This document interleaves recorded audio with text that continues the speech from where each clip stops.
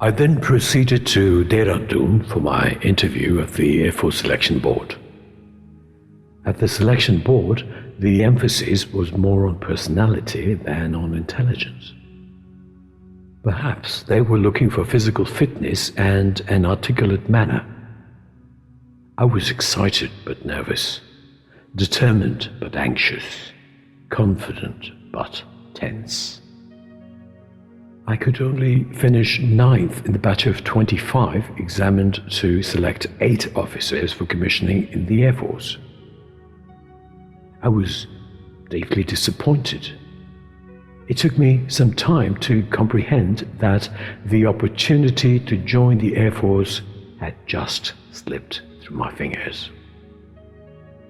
I dragged myself out of the selection board and stood at the edge of a cliff. There was a lake far below.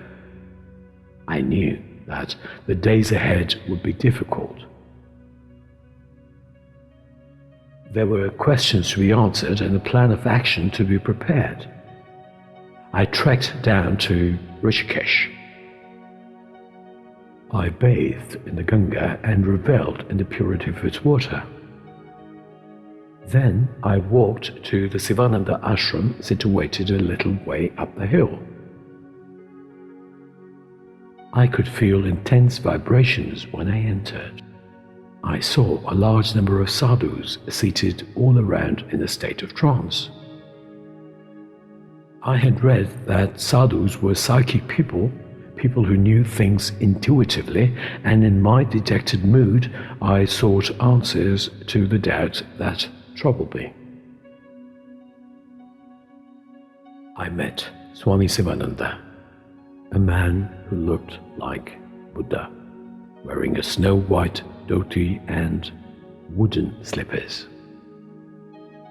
He had an olive complexion and black, piercing eyes. I was struck by his irresistible, almost childlike smile and gracious manner. I introduced myself to the Swamiji.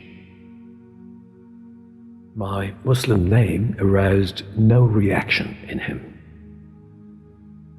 Before I could speak any further, he inquired about the source of my sorrow. He offered no explanation of how he knew that I was sad, and I did not ask. I told him about my unsuccessful attempt to join the Indian Air Force and my long-cherished dream to fly. He smiled, washing away all my anxiety almost instantly. Then he said, in a feeble but very deep voice, "Desire, when it comes from the heart and spirit, when it is pure and intense, possesses awesome electromagnetic energy.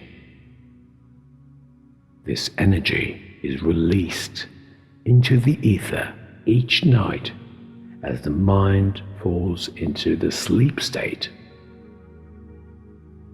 Each morning it returns to the conscious state, reinforced with the cosmic currents.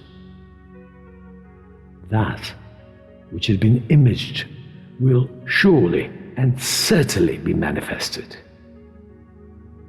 You can rely, young man, upon this ageless promise as surely as you can rely upon the eternally unbroken promise of sunrise and of spring. When the student is ready, the teacher will appear." How true! Here was the teacher to show the way to a student who had nearly gone astray. Accept your destiny and go ahead with life. You are not destined to become an Air Force pilot. What you are destined to become is not revealed now, but it is predetermined. Forget this failure, as it was essential to lead you to your destined path. Search, instead, for the true purpose of your existence. Become one with yourself, my son. Surrender yourself to the wish of God, Swamiji said.